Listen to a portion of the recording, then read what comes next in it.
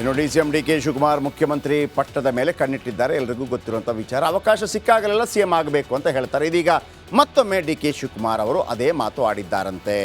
ಕೇಳಿಸ್ಕೊಳ್ಳಿ ಯಾವ ಟೈಮ್ ಅನ್ನೋದು.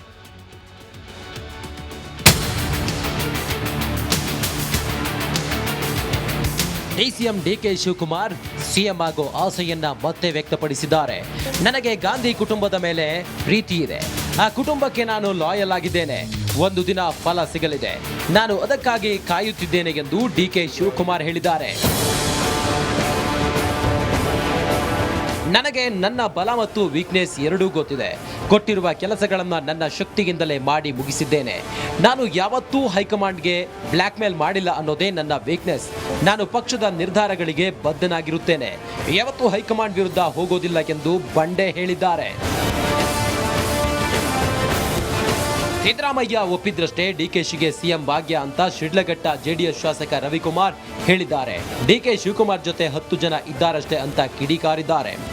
ಯಾವುದೇ ಕಾರಣಕ್ಕೂ ಸಿದ್ದರಾಮಣ್ಣವರು ಬಿಟ್ಕೊಟ್ರೆ ಮಾತ್ರ ಕೆ ಶಿವಕುಮಾರ್ ಈ ರಾಜ್ಯದಲ್ಲಿ ಮುಖ್ಯಮಂತ್ರಿ ಆಗ್ತಾರೆ. ಸಿದ್ದರಾಮಣ್ಣವ್ರು ನಿಲ್ಸಕ್ಕಂತ ಹೋದ್ರೆ ಈ ರಾಜ್ಯದಲ್ಲಿ ಕಾಂಗ್ರೆಸ್ ಪಕ್ಷ ಉಳಿಯಲ್ಲ. ಇದು ಶತಸಿದ್ಧ. ಸಿದ್ದರಾಮಣ್ಣವರೇ ಬಿಟ್ಕೊಡ್ಬೇಕು. DKC ಬೆಂಬಲಿಗರಿರೋರು ಒಂದು 8-10 ಜನ ಇದ್ದಾರೆ ಅಷ್ಟೇ. ಕರ್ನಾಟಕ ರಾಜ್ಯದಲ್ಲಿ ಕಾಂಗ್ರೆಸ್ ಪಕ್ಷ ಅಂದ್ರೆ ಸಿದ್ದರಾಮಣ್ಣ. ಮುಖ್ಯಮಂತ್ರಿ ಗಾದಿಗೇರಲು ಡಿಕೆಶಿ ಚಾತಕ ಪಕ್ಷಿಯಂತೆ ಕಾಯುತ್ತಿದ್ದಾರೆ. ಅದ್ಯಾವಾಗ ಕಾಲ ಕೂಡಿ ಬರುತ್ತೋ ಕಾದು ನೋಡೋಣ.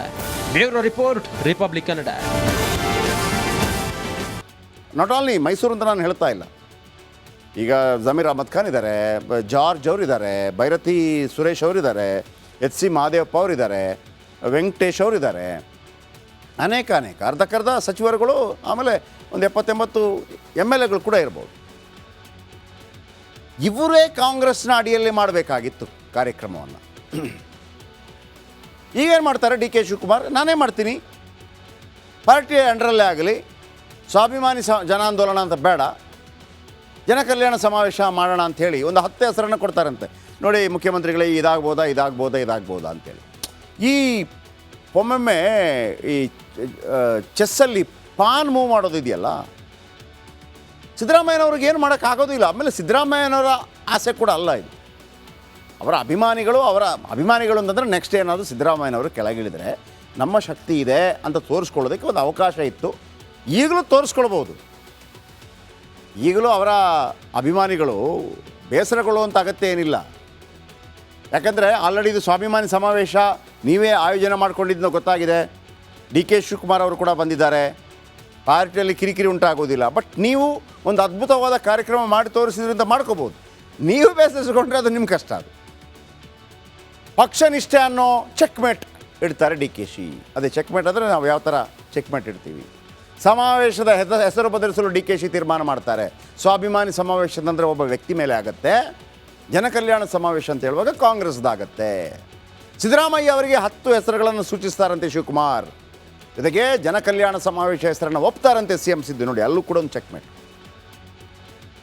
ಮುಖ್ಯಮಂತ್ರಿಗಳು ಇದನ್ನೇ ಮಾಡ್ಕೊಳ್ಳಿ. ಓಕೆ, ಸಿದ್ದರಾಮಯ್ಯ ಹೆಸರಿನ ಬದಲು ಕಾಂಗ್ರೆಸ್ ಹೆಸರಲ್ಲೇ ಸಮಾವೇಶ. DKಶಿ ಡಿಚ್ಚಿಗೆ ಡಲ್ ಹೊಡೆದ್ರ ಸಿದ್ದರಾಮಯ್ಯ ಬಳಗ ಅನ್ನುವಂಥದ್ದು ಪ್ರಶ್ನೆ. ಒಂದು ವೇಳೆ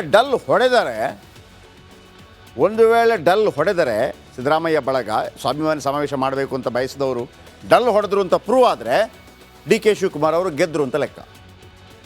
ನೀವು ಪರವಾಗಿಲ್ಲ ರೀ, ಜನಕಲ್ಯಾಣ ಸಮಾವೇಶ ನಮ್ಮ ಸಿದ್ದರಾಮಯ್ಯನವರ ಬಗ್ಗೆ ಮಾಡುವ ಅಂತೇಳಿ ನೀವು ಕೂಡ ಅದರಲ್ಲಿ ಭಾಗಿಯಾದರೆ,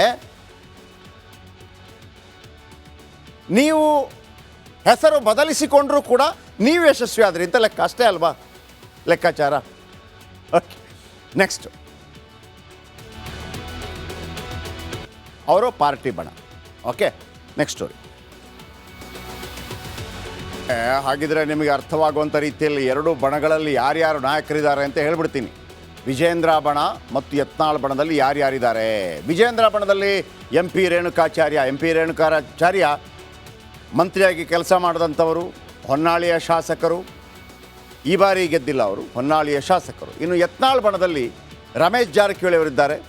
ಇವರು ಕೂಡ ಮಂತ್ರಿಯಾಗಿ ಕೆಲಸ ಮಾಡಿದಂಥವರು. ಮೊದಲು ಕಾಂಗ್ರೆಸ್ನಲ್ಲಿದ್ದರು. ಕೆ ಶಿವಕುಮಾರ್ ಅವರ ವಿರುದ್ಧ ಕೋಪಗೊಂಡು BJPಗೆ ಬಂದರು. 17 ಶಾಸಕರನ್ನು ಕಾಂಗ್ರೆಸ್ಸಿಂದ ಮತ್ತು JDSನಿಂದ ಕರ್ಕೊಂಬಂದು ಯಡಿಯೂರಪ್ಪನವರನ್ನು ಮತ್ತೊಮ್ಮೆ ಅಂದರೆ ಲಾಸ್ಟ್ ಟೈಮ್ ಕೂಡ ಮುಖ್ಯಮಂತ್ರಿ ಮಾಡೋದರಲ್ಲಿ ಪ್ರಮುಖ ಪಾತ್ರ ವಹಿಸಿದಂಥವರು ಗೋಕಾಕ್ನ MLA. So next B C Patil ಹಿರೇಕೆರೂರಿಂದ ಗೆದ್ದು ಬರ್ತಾಯಿದ್ರು. ಅವರ ಕ್ಷೇತ್ರ ಹಿರೇಕೆರೂರು, ನಂತರ ಅಲ್ಲಿ ಸಿಗಲಿಲ್ಲ. ಈ ಬಾರಿ BJP MP ಸೀಟ್ ಹಾವೇರಿಯಿಂದ ಕೇಳಿದರು, ಅದು ಕೂಡ ಸಿಗಲಿಲ್ಲ. ಆದರೆ ವಿಜೇಂದ್ರ ಬಣ ಜೊತೆ ಗುರುತಿಸಿಕೊಂಡಿದ್ದಾರೆ ಬಿ ಸಿ ಪಾಟೀಲ್ ಕೂಡ 17 ಶಾಸಕರ ಪೈಕಿ ಬಂದವರಲ್ಲಿ ಒಬ್ಬರಾಗಿದ್ದರು. ಇನ್ನು ಯತ್ನಾಳ್ ಬಣದಲ್ಲಿದ್ದಾರೆ ಕುಮಾರ್ ಬಂಗಾರಪ್ಪ ಮೊದಲು ಕಾಂಗ್ರೆಸ್ನಲ್ಲಿದ್ದರು, ಆಮೇಲೆ BJPಗೆ ಬಂದರು. ಇವ್ರಿಗೂ ಕೂಡ ಅಲ್ಲಿ ಸ್ವಕ್ಷೇತ್ರದಲ್ಲಿ ಸೊರಬದಲ್ಲಿ ಸೋಲಾಯಿತು ಅನ್ನೋ ಕಾರಣಕ್ಕಾಗಿ ಒಂದು ರೀತಿಯಲ್ಲಿ ಯಡಿಯೂರಪ್ಪ ಟೀಮ್ ವಿರುದ್ಧನೇ ಅವರು ಮುನಿಸಿಕೊಂಡಿದ್ದಾರೆ, ಬಟ್ ಸೋತಿದ್ದಾರೆ. ಇನ್ನು ಕಟ್ಟ ಸುಬ್ರಹ್ಮಣ್ಯ ನಾಯ್ಡು ಒಂದು ಕಾಲದಲ್ಲಿ ಹೆಬ್ಬಾಳದ ಕಿಂಗ್ 2013ರಲ್ಲಿ BJP ಅಧಿಕಾರಕ್ಕೆ ಬಂದಂಥ ಸಂದರ್ಭದಲ್ಲಿ 2008ರಲ್ಲಿ BJP ಅಧಿಕಾರಕ್ಕೆ ಬಂದಂಥ ಸಂದರ್ಭದಲ್ಲಿ ಅಬಕಾರಿ ಸಚಿವರಾಗಿ ಕೆಲಸ ಮಾಡ್ತಾರೆ. ಇವರು ಮತ್ತು ಅಶೋಕ್ ಅವರ ಜೊತೆ ಸೋಮಣ್ಣ ಇಡೀ ಬೆಂಗಳೂರಿನ ನೋಡ್ಕೋತಾ ಇದ್ದದೇ ಇವರು. ಆ ನಂತರ ಜೈಲಿಗೆ ಹೋಗ್ಬೇಕಾಗಿ ಬಂತು, ಅಲ್ಲಿ ಕಳ್ಕೊಂಡ್ರು, ಅವರ ಮಗನನ್ನು ನಿಲ್ಲಿಸಿದ್ರು, ಸೋಲಾಯಿತು, ವಗೇರೆ. ಯತ್ನಾಳ್ ಬಣದಲ್ಲಿ ಅರವಿಂದ್ ಲಿಂಬಾವಳಿ ಇದ್ದಾರೆ. ಅರವಿಂದ್ ಲಿಂಬಾವಳಿ ಅವರು ಕೂಡ ಮಾಜಿ ಸಚಿವರಾಗಿ ಕೆಲಸ ಮಾಡಿದಂಥವ್ರು ಯಡಿಯೂರಪ್ಪ ಅವರ ಕಾಲಾವಧಿಯಲ್ಲಿ. ನಂತರ ಒಂದು ಬೇರೆ ಕೇಸ್ನಿಂದಾಗಿ ಅವರು ಟಿಕೆಟ್ ಕಳ್ಕೋಬೇಕಾಯಿತು. ಇನ್ನು ವಿಜೇಂದ್ರ ಬಣದಲ್ಲಿದ್ದಾರೆ ಶರಣು ಸಲಗಾರ್ ಉಪಚುನಾವಣೆ ಮೂಲಕ ಗೆದ್ದು ಬಂದಂಥವ್ರು, ನಿಮಗೆಲ್ಲ ಗೊತ್ತಿರ್ಬೋದು. ಅಂದರೆ ಈ ಹಿಂದೆ, ಆಮೇಲೆ ಸೆಕೆಂಡ್ ಟೈಮ್ ಗೆಲ್ತಾರೆ. ಇನ್ನು ಯತ್ನಾಳ್ ಬಣದಲ್ಲಿ ಪ್ರತಾಪ್ ಸಿಂಹ ಅವರಿಗೆ MP ಟಿಕೆಟ್ ಸಿಗಲಿಲ್ಲ ಈ ಬಾರಿ. ಅದು ಕೂಡ ವಿಜೇಂದ್ರ ಬಣ ಅಂತೇಳಿ ಒಂದು ರೀತಿಯಲ್ಲಿ ಅವರಿಗೆ ಅಸಮಾಧಾನ ಇದೆ. ಆದರೆ ವಿಜೇಂದ್ರ ಅವರು ಹೇಳೋ ಪ್ರಕಾರ ಇಲ್ಲ, ಮಹಾರಾಜರನ್ನು ಆಯ್ಕೆ ಮಾಡಿದ್ದು ನಾವಲ್ಲ, ಅದು ನೇರವಾಗಿ ಯಾರು ಮೋದಿಯವರೇ ಆಯ್ಕೆ ಮಾಡಿದ್ದು ಅಂತ ಹೇಳ್ಕೊತಾರೆ. ಸೊ ಅವರೊಂದು. ಆಮೇಲೆ ಎಲ್ ನಾಗೇಂದ್ರ ವಿಜೇಂದ್ರ ಬಣದಲ್ಲಿದ್ದಾರೆ. ಇನ್ನು ಅಣ್ಣಾ ಸಾಹೇಬ್ ಜೊಲ್ಲೆ ಚಿಕ್ಕೋಡಿಯಿಂದ ಕಳೆದ ಬಾರಿ MP ಆಗಿದ್ದರು, ಈ ಬಾರಿ MP ಆಗೋಕ್ಕಾಗಲಿಲ್ಲ. ಶೈಲೇಂದ್ರ ಬೆಲ್ದಾಳೆ ವಿಜೇಂದ್ರ ಬಣದಲ್ಲಿದ್ದಾರೆ. ಮತ್ತೊಂದು ಕಡೆ NR ಸಂತೋಷ್ ಯತ್ನಾಳ್ ಬಣ. NR ಸಂತೋಷ್ ಒಂದು ಕಾಲದಲ್ಲಿ ಯಡಿಯೂರಪ್ಪನವರ ಪರಮಾಪ್ತ.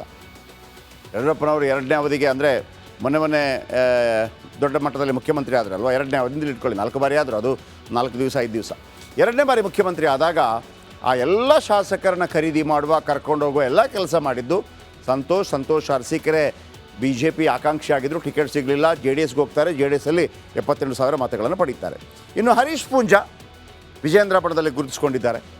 ಹರೀಶ್ ಪೂಂಜಾ ಕೂಡ ಒಂಥರ 2ನೇ ಬಾರಿ MLA ಆದರೂ ಕೂಡ ಒಂಥರ ಮಾತಲ್ಲಿ ಸ್ವಲ್ಪ ಜೋರಿದ್ದಾರೆ. ರೆಬೆಲ್ ಅಂತಂದರೆ ಮಾತಲ್ಲಿ ವಿಜೇಂದ್ರ ಬಣದಲ್ಲಿ ಜೊತೆ ಗುರುತಿಸ್ಕೊಂಡಿದ್ದಾರೆ. ಇನ್ನು BP Harihara MLA. BP Harish ಒಂದು ಕಾಲದಲ್ಲಿ ನಾನು ಹೇಳಿದ್ನಲ್ವ ಯಡಿಯೂರಪ್ಪನವರ ಪರಮಾಪ್ತ, ಈಗ ಚೇಂಜ್ ಆಗಿದ್ದಾರೆ ಬಿಕಾಸ್ ಆಫ್ ಸಿದ್ದೇಶ್ವರರ ಕಾರಣಕ್ಕಿರ್ಬೋದು. ಇನ್ನು ವಿಜೇಂದ್ರ ಬಣದಲ್ಲಿ ಪ್ರತಾಪ್ ಗೌಡ ಪಾಟೀಲ್, ಇವರು ಕೂಡ ಬೇರೆ ಪಾರ್ಟಿಯಲ್ಲಿದ್ದು ಈ ಕಡೆ ಬಂದವರು. ಇನ್ನು ಯತ್ನಾಳ್ ಬಣದಲ್ಲಿ GM ಸಿದ್ದೇಶ್ವರ್ ದಾವಣಗೆರೆಯ ಸಂಸದರಾಗಿದ್ದರು.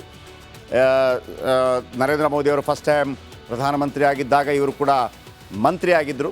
ಆಮೇಲೆ ಆ ಬಾರಿನೇ ಹೇಳಿದರು, ನನಗೆ ಬೇಕಾಗಿಲ್ಲ ಟಿಕೆಟು, ಈ ಬಾರಿ ಕೊನೆಯದಪ್ಪ ಅಂತ ಹೇಳಿದರು. ಆಮೇಲೆ ಟಿಕೆಟ್ ಪತ್ನಿಗೆ ಸಿಕ್ಕಿದ್ರು ಕೂಡ ಅಲ್ಲಿ ರೇಣುಕಾಚಾರ್ಯ ಇಲ್ಲ, ನಮಗೆ ಸಿಗಬೇಕು ಅಂತ ಭಾಳ ಒತ್ತಾಯಗಳಾಗಿತ್ತು, ಸೋತು ಹೋದರು. ಅಲ್ಲಿ ಶಾಮನೂರು ಶಿವಶಂಕರಪ್ಪ ಅವರ ಸೊಸೆ ಗೆದ್ದು ಬಂದರು.